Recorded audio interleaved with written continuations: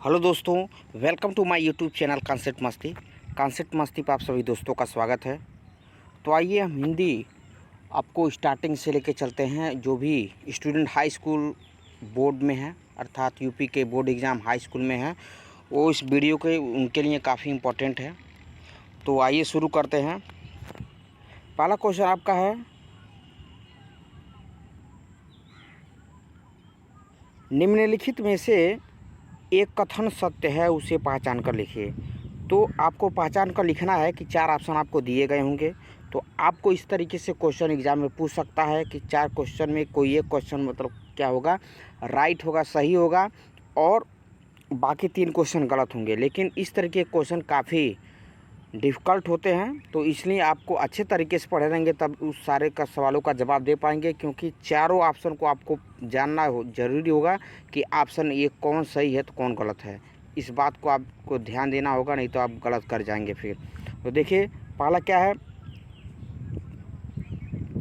पहला है कि निम्नलिखित में से एक कथन सत्य है, उसे पहचान कर लिखिए। तो पहला ऑप्शन आपका दे रहा है कि श्रीनिवास दास भारतेंदु युग के लेखक हैं। पहला हो गया, श्रीनिवास दास भारतेंदु युग के लेखक हैं। दूसरा ऑप्शन आपका बोल रहा है जैनेन्द्र शुक्ल युग के लेखक हैं। जैनेन्द्र शुक्ल युग के लेखक है। तो कोई जैनेन्द्र जो मतलब लेखक है, रचनाकार हैं, वो शुक्ल युग के लेखक है कि नहीं है, ये आपको पता होना चाहिए कि हैं कि नहीं है। होंगे तो सही मारेंगे, नहीं होंगे तो नहीं मारेंगे। अगला देखिए उस तरीके से। तीसरा आपका क्या दिया है, राधाचरण गोस्वामी शुक्ल युग के लेखक हैं।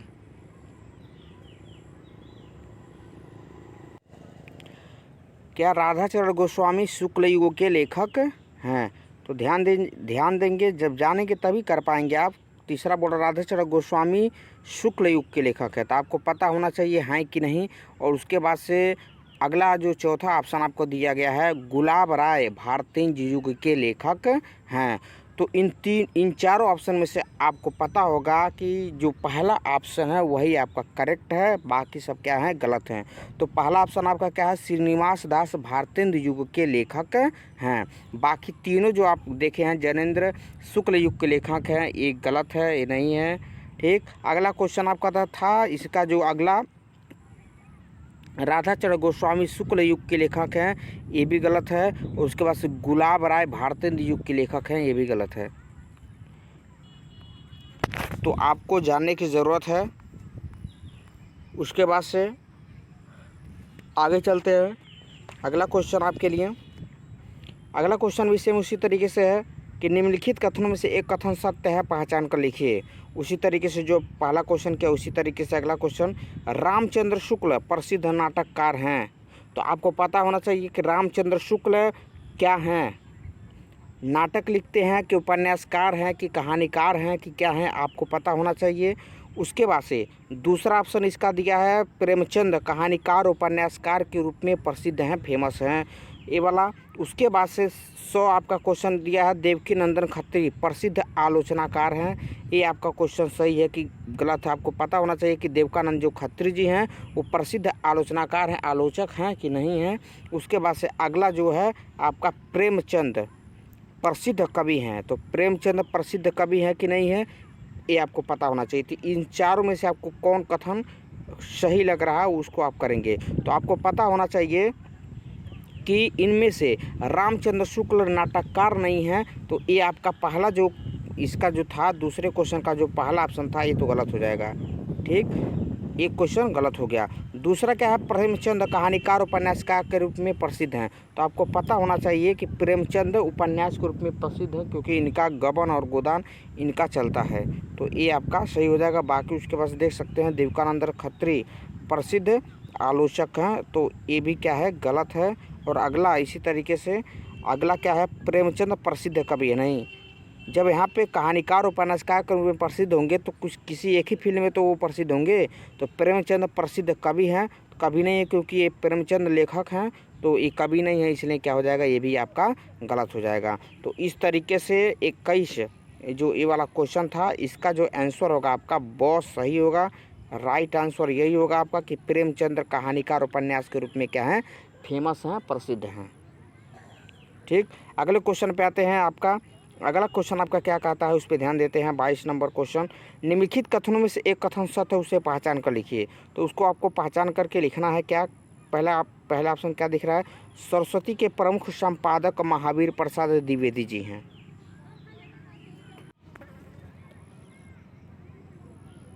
तो जो आपका इसमें था 22 नंबर क्वेश्चन का कि सरस्वती के प्रमुख संपादक महावीर प्रसाद द्विवेदी जी हैं, तो ये आपको पता होना चाहिए हैं कि नहीं है। अगला जो ऑप्शन आपका है गोदान के लेखक जयशंकर प्रसाद है, तो ये आपको पता होना चाहिए कि ये वाला क्वेश्चन ऑप्शन जो है वो सही है कि गलत है। 100 ऑप्शन आपका जो बोल रहा है एक घुंड प्रसाद जी की प्रसिद्ध कहानी है, ये आपको पता होना चाहिए। उसके बाद से 2 ऑप्शन बोल रहा है आपसे क्या, हंस प्रताप नारायण मिश्र जी का प्रसिद्ध नाटक है, तो ये आपको पता होना चाहिए। तो आपको इसके पहले आपने देखा कि गबन और गोदान जो के लेखक हैं, गोदान जो है उपन्यास है और एक किसका है, प्रेमचंद जी का है। जो ये प्रेमचंद जो हैं इनका है, तो ये जयशंकर प्रसाद जी का नहीं हो सकता, इसलिए ऑप्शन क्या हो जाएगा आपका, ये गलत हो जाएगा। ठीक, उसके बाद से एक घुंड प्रसाद जी की प्रसिद्ध कहानी, ये भी क्या है, गलत है। उसके बाद से हंस प्रताप नारायण मिश्र जी का प्रसिद्ध नाटक है, तो ये भी क्या है, गलत है। तो इसलिए आपका क्या हो जाएगा, पहला ऑप्शन क्या है वो करेक्ट है।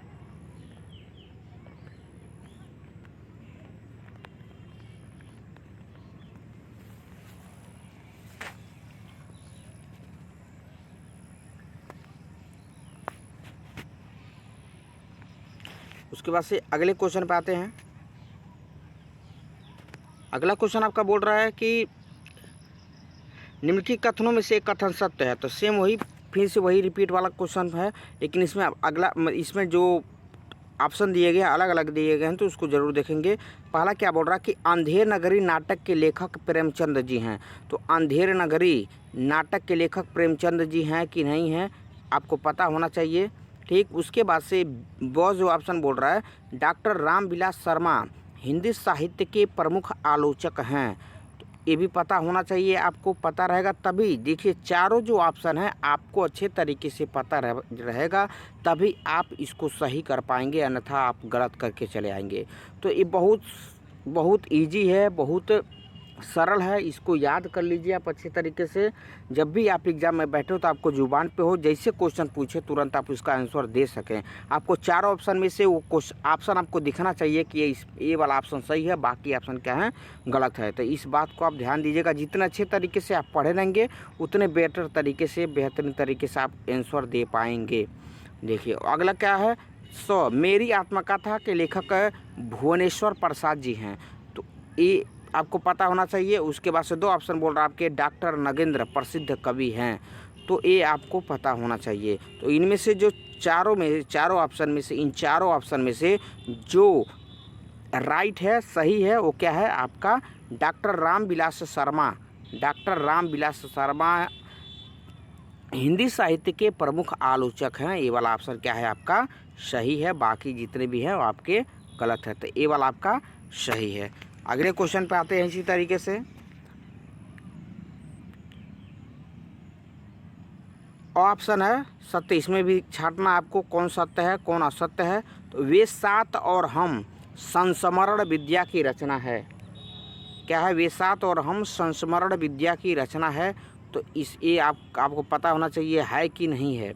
वे सात और हम संस्मरण है, कहानी है, नाटक है, उपन्यास है, क्या है आपको पता होना चाहिए। उसके बाद से वो ऑप्शन क्या बोल रहा है, अजातशत्रु जयशंकर प्रसाद का प्रसिद्ध उपन्यास है, तो आपको पता होना चाहिए कि अजातशत्रु जो है वो जयशंकर प्रसाद का प्रसिद्ध उपन्यास है कि नहीं है। मतलब ये जो अजातशत्रु है वो जयशंकर प्रसाद जी ने लिखा है अथवा किसी और लेखक ने लिखा है, तो ये आपको पता होना चाहिए। उसके बाद से 100 ऑप्शन बोल रहा तितली प्रेमचंद्र जी की प्रसिद्ध कहानी है।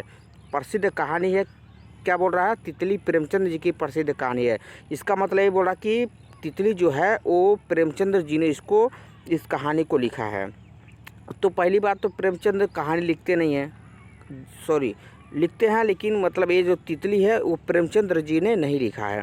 ठीक, अगला है 2 ऑप्शन सरयू पार की यात्रा राहुल संकृत्यायन की प्रसिद्ध रचना है, तो ये भी आपको पता होना चाहिए। तो इस चारों ऑप्शन में से जो आपका सबसे सही है, सही ऑप्शन आपका है वो आपका पहला है क्या है? वेशात और हम संस्मरण विद्या की रचना है। वेशात और हम संस्मरण विद्या की रचना है।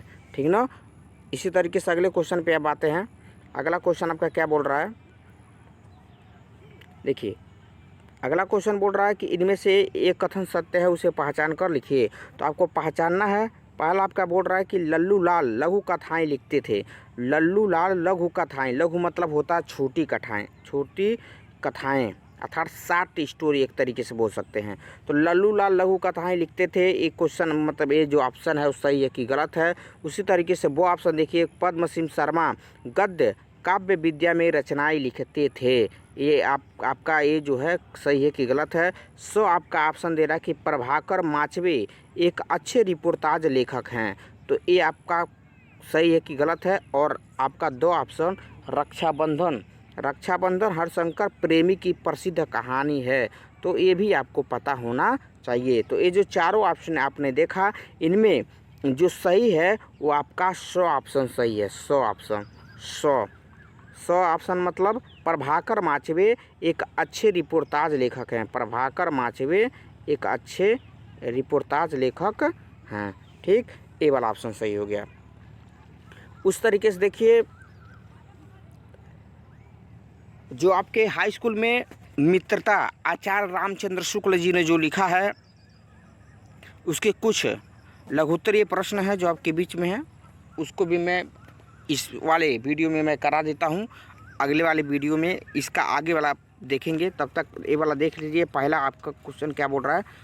पहला आपका क्वेश्चन जो बोल रहा है वो है आपका, आचार्य रामचंद्र शुक्ल का जन्म कब और कहाँ हुआ था? तो आचार्य रामचंद्र शुक्ल का जन्म कब और कहाँ हुआ था, इसको जानने के लिए फर्स्ट इन केस आपको इनकी जीवनी पढ़नी पड़ेगी। आपको मैं सजेशन देता हूं कि पहले इनका आप जीवनी पढ़ लीजिएगा। जीवनी पढ़ लेंगे तो इनके सारे टोटल जन्म से लेकर के मृत्यु के बीच में और कितनी रचनाएं थीं, एक कौन सी मतलब कहाँ से शिक्षा प्राप्त किए, और इनके जीवन में उतार और चढ़ाव कहाँ हुए क्या नहीं हुए, तमाम सारी चीज़ें आपको पता रहेंगी। उसके बाद से जब आप लघुत्तरी प्रश्न करने बैठेंगे तो आप आसानी से देखेंगे कि हमारा जो क्वेश्चन है आसानी से सरल हो पा जा रहा है, मैं उसको कर पा रहा हूँ। तो आपका कॉन्फिडेंस लेवल बढ़ेगा और आप बेटर अच्छा प्रदर्शन करेंगे। तो अगला इसमें क्वेश्चन क्या बोल रहा है, आचार्य रामचंद्र शुक्ल का जन्म कब और कहाँ हुआ था?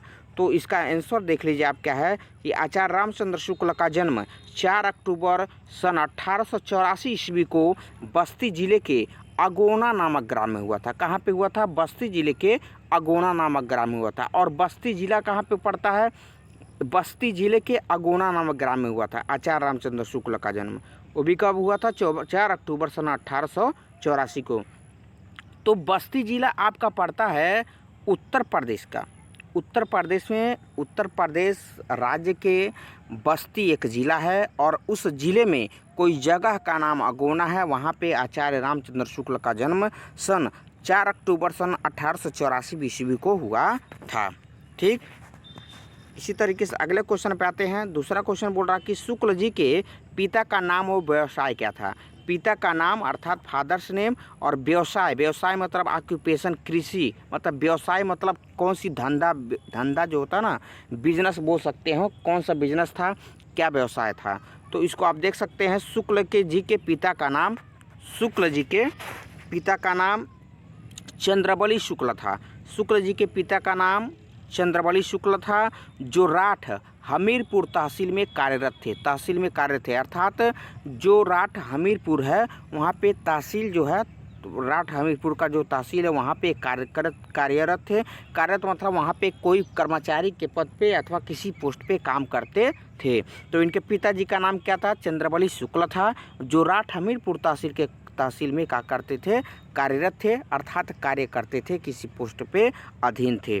ठीक, अगला क्वेश्चन इसी तरीके से देखते हैं क्या बोल रहा है कि तीसरा क्वेश्चन आपका बोल रहा है, शुक्ल जी को काशी नागरी प्रचारणी सभा से किसने संबंध किया?